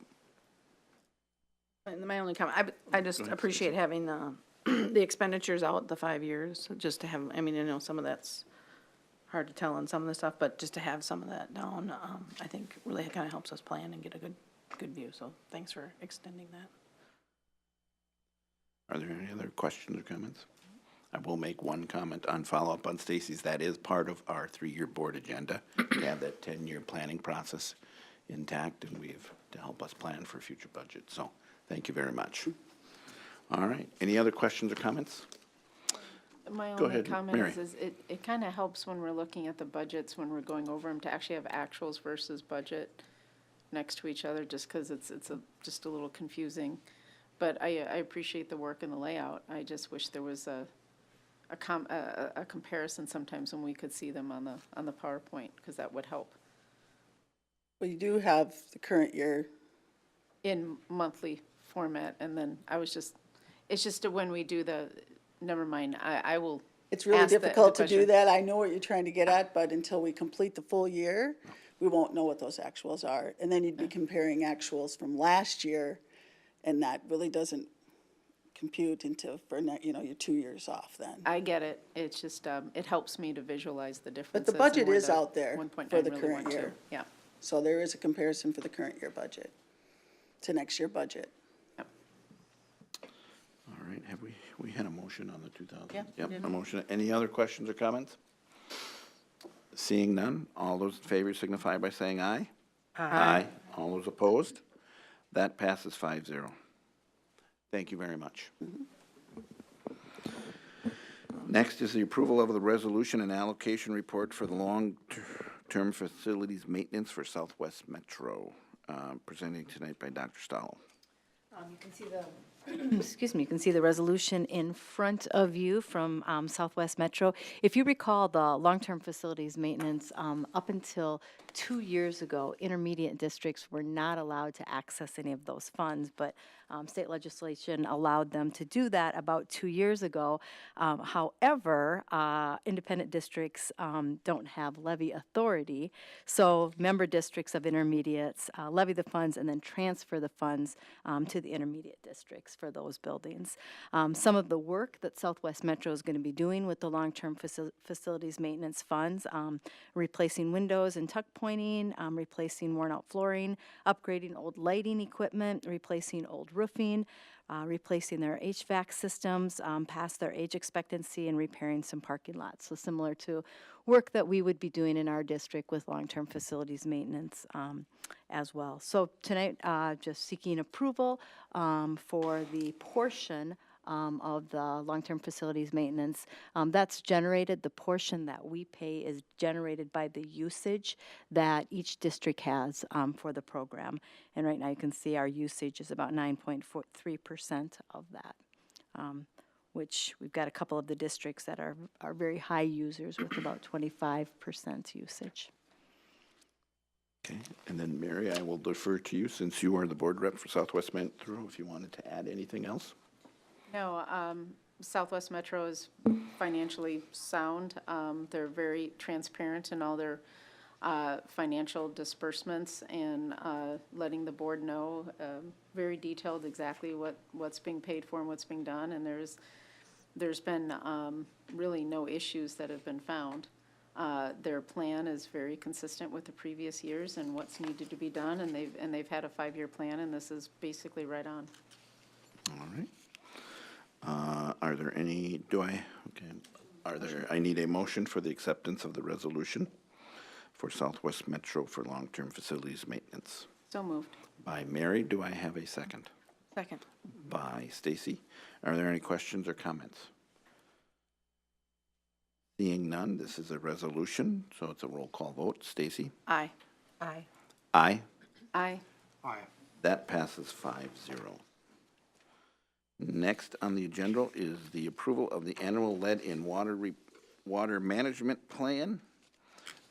It's a report tonight presented by Assistant Director of Operations and Transportation, Ms. Mullen. Good evening, Chair Wolf, members of the board, and Dr. Stello. I'm going to be addressing the Department of Health Statute 121A.335, which is a new change in 2017, which requires schools to test for water and lead. It's been a recommendation up until that point. Now it is a requirement. We are also now required to have a plan for managing our testing and protocols for testing and reporting. The attachment is our management plan for lead and water that we're asking for approval for tonight. I'll go through it with you, a couple of points. It starts on page 200 in your board book.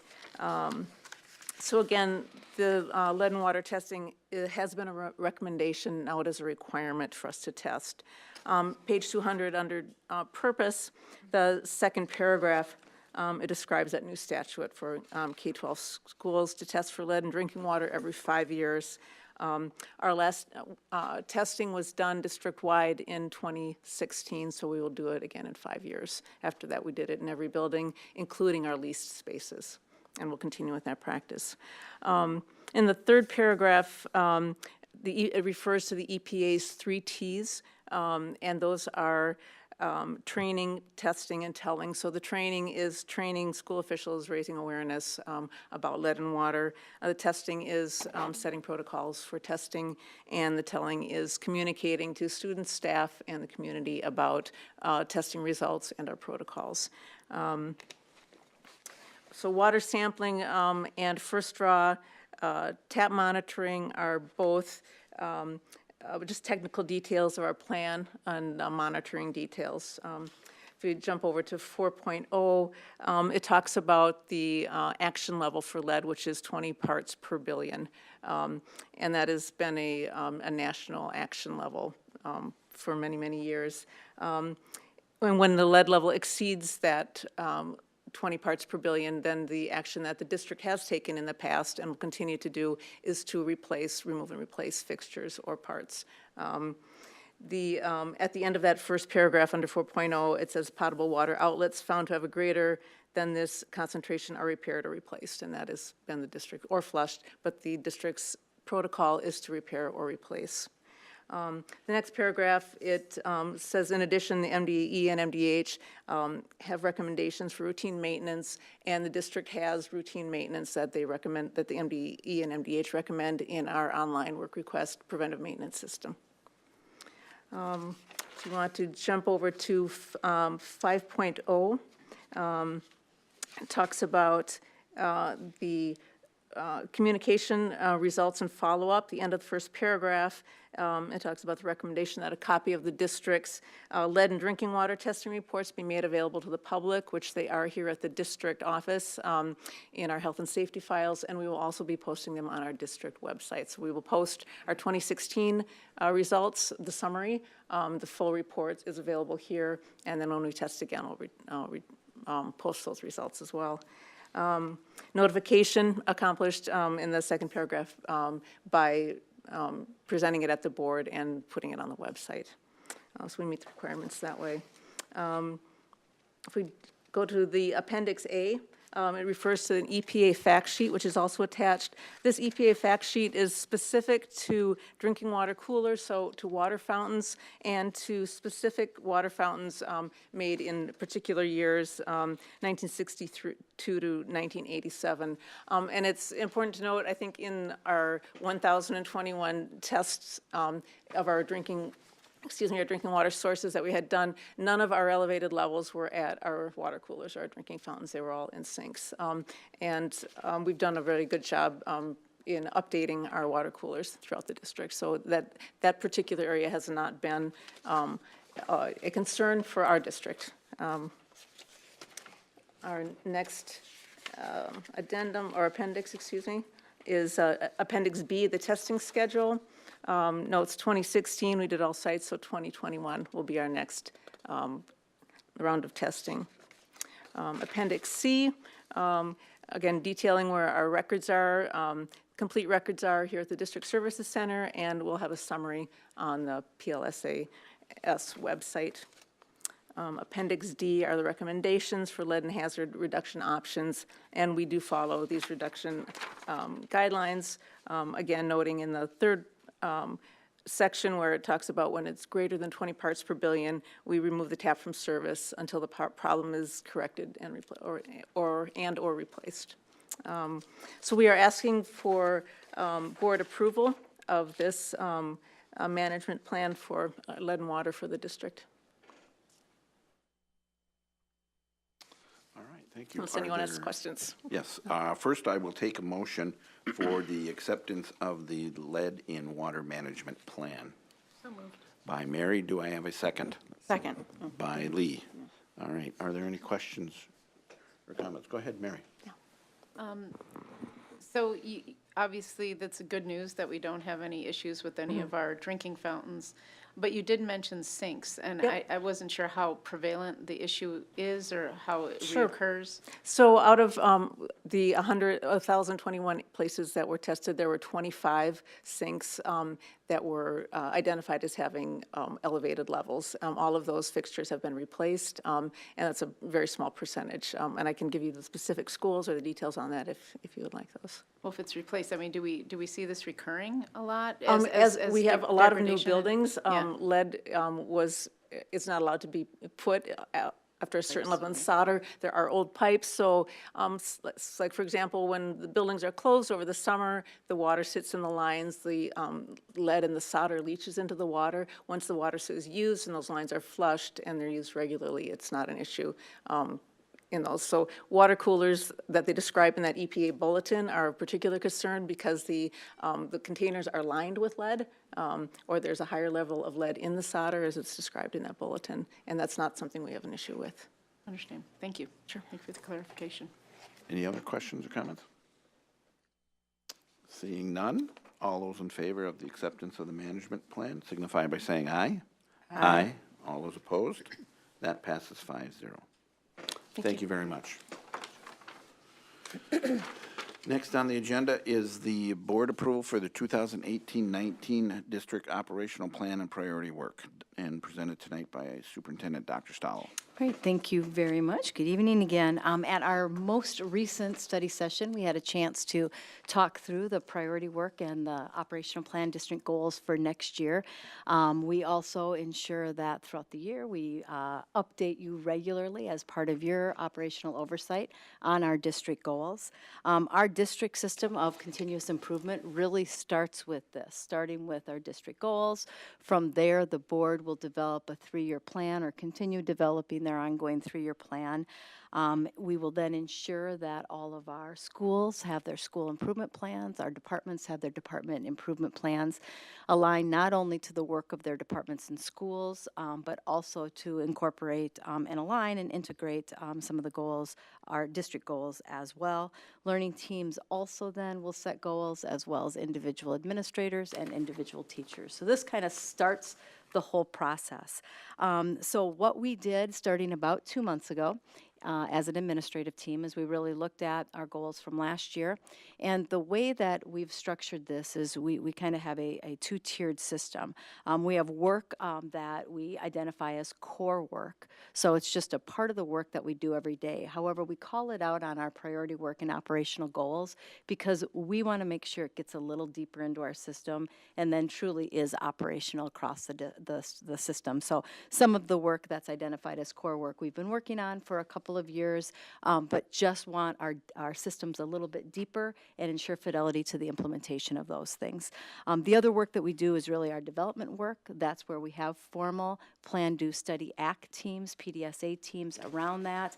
Again, sometimes, although these are written sometimes as 1-year goals, we anticipate for especially some of that development work for those goals to take multiple years, but want to constantly report out to you what the progress is on a yearly basis on those. So you'll see in front of you a draft of what we talked about at the last study session, where we've identified under each of our 6 strategic directions some of the priority work and the goals.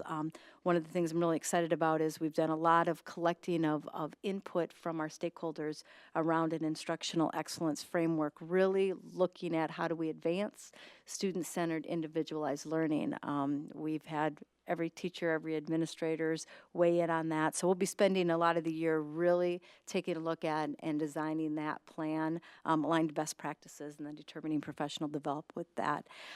You'll see we have called out as core work, continuing with some accountability with learning teams, as well as with our AGR practices. Again, we've been doing that work for a lot of years and just are kind of closing in on, all right, what's the evidence that we've got consistency with these systems across the district? Because our improvement theory is that as we incorporate these strategies into our work, we will achieve that goal of the first strategic direction, number 1, which is increasing measurable student growth.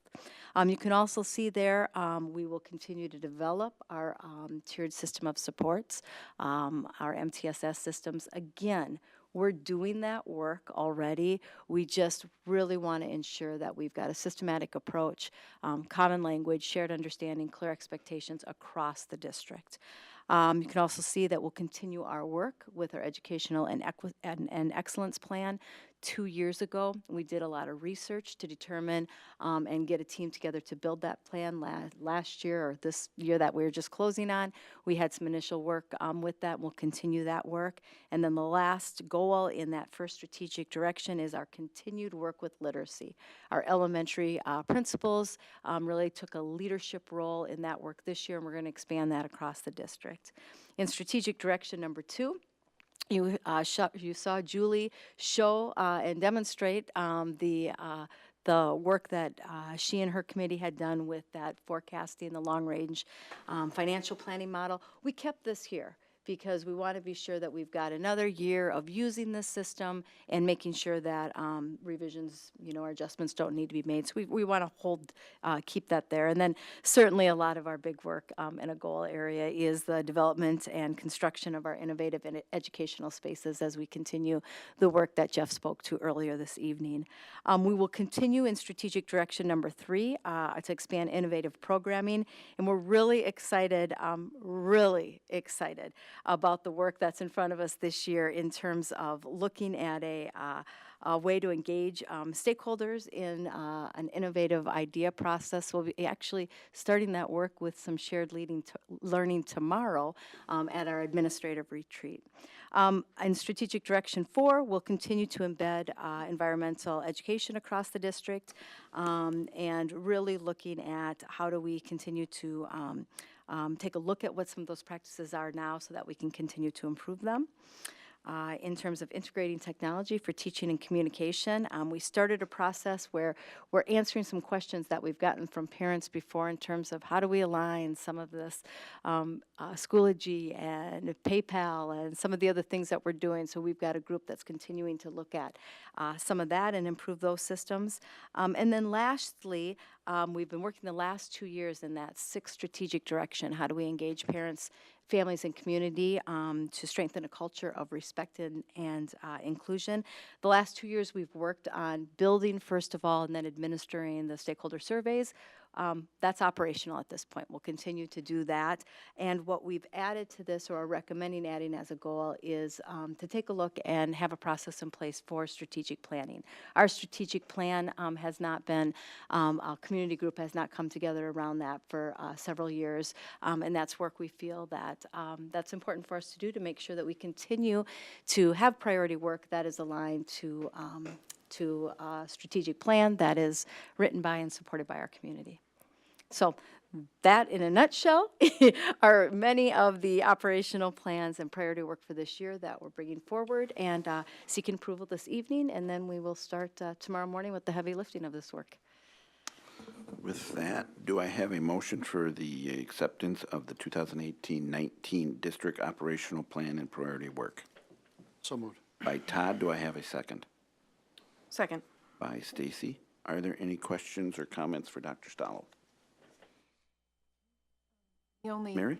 question is I just want to clarify that all this that's in here, we've reviewed this consistently. There's no changes in here. I couldn't see any, but I just wanted to make sure there's no changes in here from what we have gone through before from the multi-year plan. This is just a continuation of the year that we've already looked at. Yep. So, Okay. so some of that work is, this is exactly what you saw a month ago or a couple weeks ago at the study session. And you'll note on here that even some of the actual priority statements are very similar, if not the same, maybe a couple words changing from a plan will be created to a plan will be implemented. Right. So a couple of those new area call-outs, especially that strategic planning, and then obviously the construction work around the projects. But otherwise, most of the rest of the work we have been working on, Okay, just a clarification. Thank you very much. Yeah, absolutely. Any other questions or comments? See, I have one comment. We've seen it a lot. We'll see it some more. We'll see it again and again and again. So Repetition. yeah, there we go. So all those in favor of the motion to approve the operational plan and priority work signify by saying aye. Aye. All those opposed? That passes 5-0. Thank you. Next on the agenda is a resolution establishing dates for filing affidavits of candidacy, and I will read this resolution. Be it resolved by the School Board of Independent School District 719, State of Minnesota as follows. The period for filing affidavits for candidacy for the office of School Board Member of Independent School District 719 shall begin on July 31st, 2018, and shall close on August 14th, 2018. An affidavit of candidacy must be filed in the office of the school district clerk, and a $2 filing fee paid prior to 5:00 p.m. on August 14th, 2018. The clerk is hereby authorized and directed to cause notice of said filing dates to be published in the official newspaper of the district at least 2 weeks prior to the first day to file affidavits of candidacy. The clerk is hereby authorized and directed to cause notice of said filing dates to be posted at administrative offices of the school district at least 10 days prior to the first day to file for affidavits for candidacy, and the notice of said filing dates shall be substantially in the following form, and you see that on the next page. So do I have a motion for acceptance of the resolution for filing affidavits for candidacy? So moved. By Mary, do I have a second? Second. By Lee, are there any questions or comments? Seeing none, this is a roll call vote. We'll start with Aye. Stacy. Aye. Aye. Aye. Aye. That passes 5-0. Next on the agenda is policy. Tonight, second and final reading of policies listed there, presented tonight by Assistant Superintendent Mr. Holberg. Good evening again. We have 8 policies for you this evening for a second read. If you'd like, would you like me to go through kind of an overview of all of them? We have been through these through study session for the first reading. I will look to the board. I will look to the board for direction. Need to? I don't think we need to. Oh, there wasn't. Few changes on all. Yes. All right. There is one. Yep. There's one addition or one revision to policy 531 on memorials for deceased students or staff. In the section 3, in the third paragraph, there's a statement that when we're talking about plantings in designated areas or locations on the school grounds, I'd like to add with approval by the Director of Operations and Transportation. Simply because as we're talking about this, as we're talking about carrying these out, there needs to be collaboration between the site and district, and we also need to ensure consistency of expectation and standards. So I'll work, pending approval from the board tonight, I'll work with Martha to make sure with the approval by the Director of Operations and Transportations is added into the policy. So, just a question. Yep. Go ahead, Stacy. So as approved by school administration wouldn't classify that? I mean, The question I had, thank you. yeah, it's school administration. I mean, unless you want to say the exact title, but it is school administration. It is school administration. I just know with several of the other policies, as we have things specifically coming, school administration probably are very familiar with their grounds, but if we're thinking about consistency across the district, that person, that title, or the person with that responsibility is overall in charge of the operations of the district. So Okay, so you would just change that, basically, that wording? title in there? You just put the title I would just instead put of? the title in there. Instead of school administration, okay. Jeff, I had the same question to try to make it as generic as possible instead of maybe a specific title, because the Director of Operations and Transportation may become the Director of Facilities or something like that. Is there a way to genericize it a little bit more so we don't have to continue these Yeah. wordsmithing? That's something that that is one of the things with all of the policies that we do, titles do change. Right. So most of the revisions that you're gonna look at tonight is titles that do change.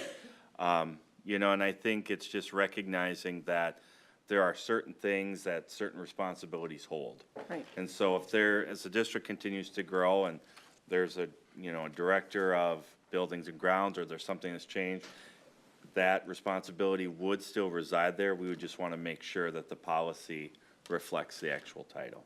So Okay. that's what we're doing with most of the revisions. I think sometimes too with school administration, it becomes too broad. So with this one, as we think about memorials and consistency, that would be the recommendation.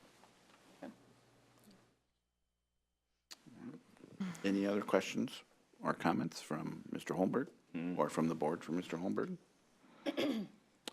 Direction from the board, do you want to approve these as individually or as a whole? I think as a whole. As a whole, all right.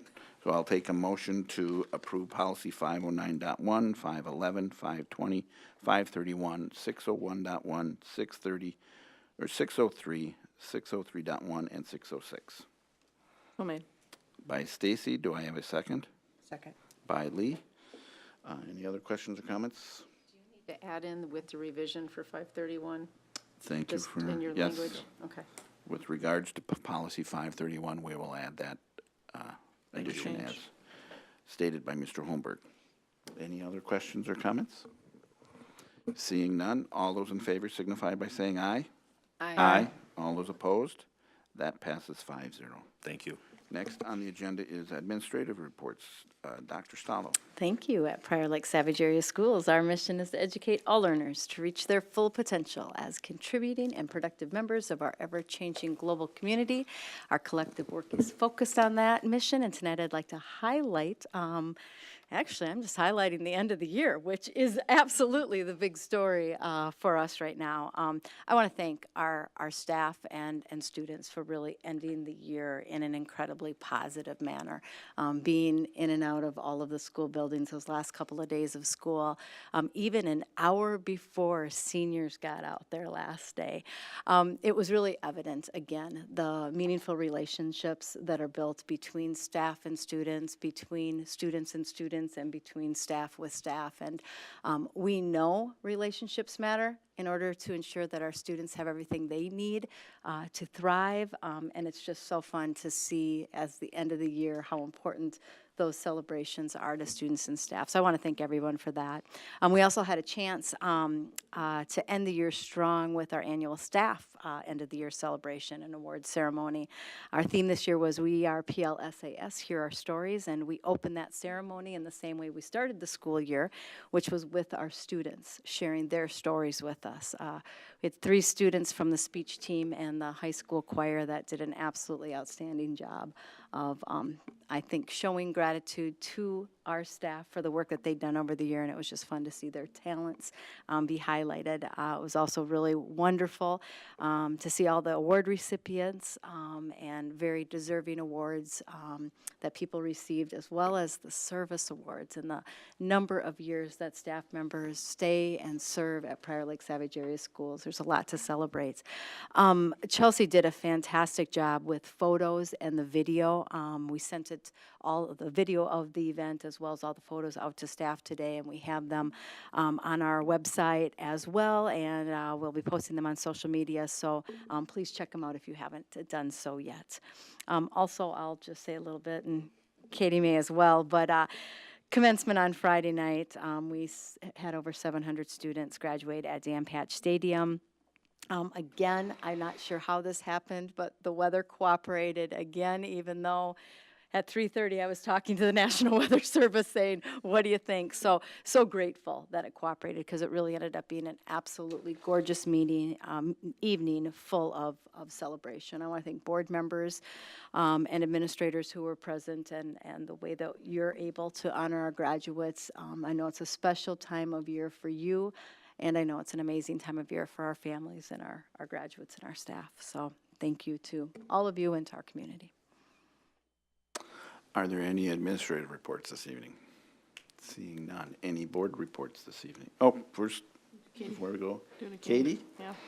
So I'm also going to highlight the end of the school year because that just happened.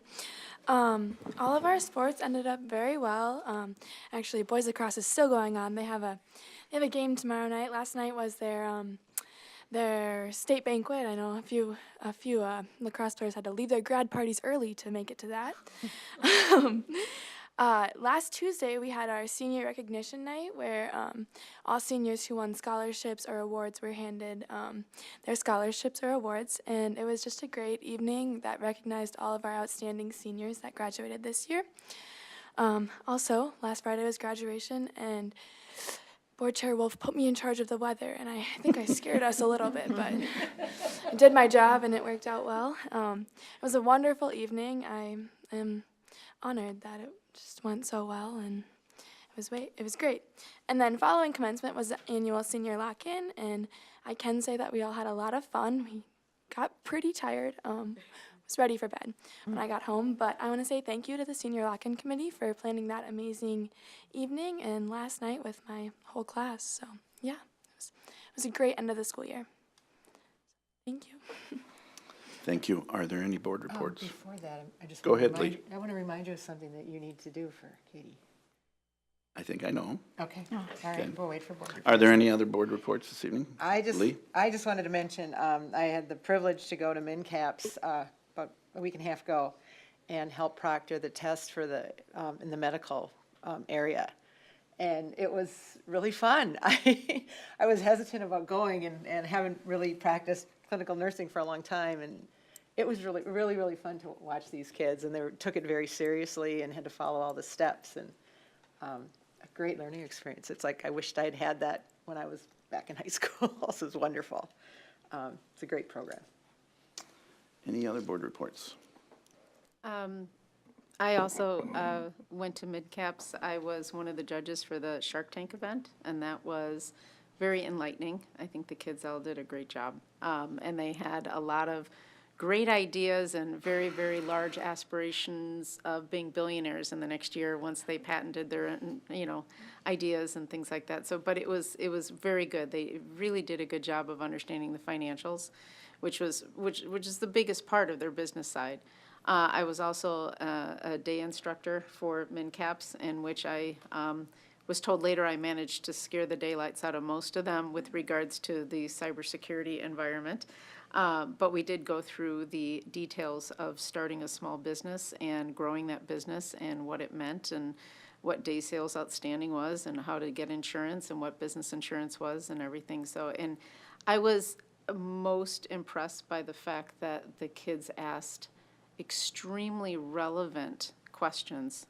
And that's different from other classes that I've taught where you literally have to reach down their throat and grab something out or throw them a, candy bar or something like that in order to make them ask a question. I did not have that issue with these guys. And even though they were seniors and they should have been on senior slide, they actually were quite vocal. So that was very impressive. And of course, I attended the PI event, which was very, very good. And it had a lot of participation from outside businesses and from the city councils of both Savage and Prior Lake. I sat with the La Ola del Lago staff again, and the kids did a very impressive dance.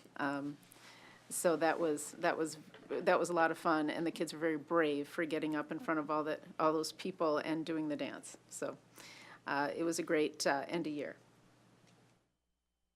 All right, and I have one board report. I had a chance to visit Grainwood during the day when the future kindergartners were visiting and got their bus ride and got to go through the cafeteria. So in 12-some years, we'll be seeing those children go through graduation. And Oh, I have one too.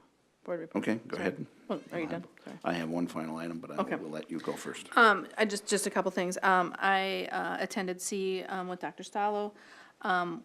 We had a presentation on dyslexia, which was very interesting, and then we had Tom Melcher come, and it was kind of in between, and Julie's pretty much said everything he said, basically. But at that time, not everything was vetoed, and so now it is, which was the anticipation. And then I was also able to judge, be a judge, or not a judge, I guess I was hiring for my restaurant at BizTown at Westwood with the fifth graders. So that was kind of fun to go through the process of interviewing fifth graders for jobs that they wanted at my restaurant. So it was pretty cute.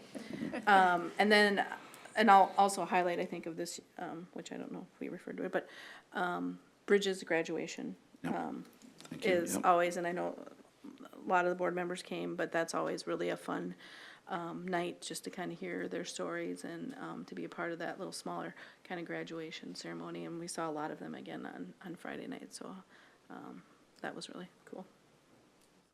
All right. Go ahead, Todd. Dr. Sano attended AMSD. Same brief that we received from Julie was the main topic of it. A lot of disappointment in funding that was lost due to the vetoes. So. All right, anything else? I think I can. And following the tradition of past boards, we thank Student Rep Katie for her service, and we got you a nice gift, so as you leave, you're certainly welcome to your name tag to take home. Thank you for your service.